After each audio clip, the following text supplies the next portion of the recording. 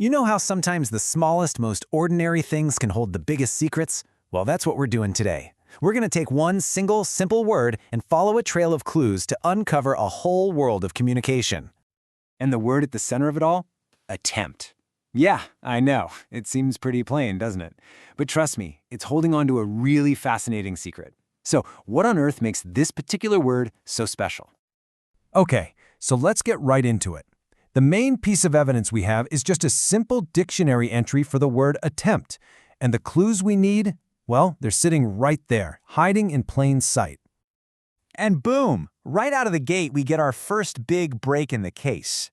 At the very top of the entry, we see this little note. Attempt is on the Basic English 850 list. Okay, so it's part of some exclusive club. But what club is that? And why attempt? Before we can really crack the code on this whole 850 list thing, we've got to put the word itself under the microscope. So let's take that Wiktionary entry and just pull it apart, piece by piece, and see what secrets fall out. So we're zeroing in on attempt, and the first thing you notice is that it kind of has a dual identity. It plays more than just one role in the English language. The source actually defines it in two different ways. First, as a noun, a thing, and second, as a verb, an action. Let's check out each one. So, as a noun, an attempt is basically a try at something. But here's the key detail from the source. Usually something difficult. So it's not just a casual go at something, right? It implies there's real effort involved, a real challenge. This example sentence they give really drives the point home. You can just feel the difficulty, right? Fixing whatever is broken would be hard work, and the point of the sentence is that nobody has even undertaken that difficult try. Okay, now for the verb. As an action, to attempt something is just to try or to make an effort. This is the word in motion. It's the actual act of doing the trying. And check out the example for the verb. It's a warning, a command. The action of attempting to remove it is a bad idea because it's risky or, you guessed it, difficult. So that idea of a challenge is still baked right in. So we get it. Attempt is a noun, it's a verb. It usually implies difficulty. But that's not the big secret.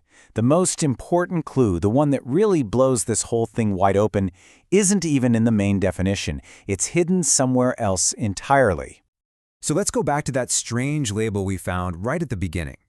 If you scroll all the way down the Wiktionary page, deep in the category section, that's where we find the real key to this mystery. This. Just this. BE 850. That's the tag. Just 5 characters. And those 5 characters are what connect our ordinary world to a pretty revolutionary concept. So this is it, the pivotal question.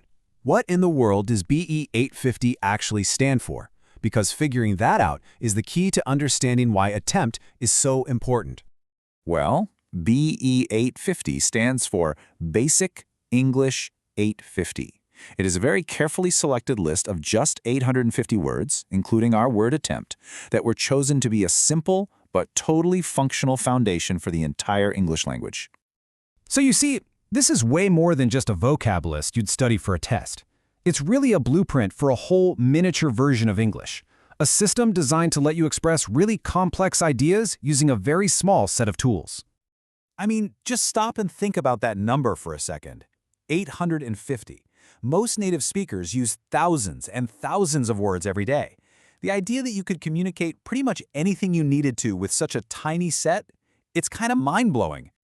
And this isn't just a random jumble of words either. The list is structured with all the essential building blocks you'd need. You've got nouns to name things, verbs to show action, and of course adjectives and adverbs to describe everything.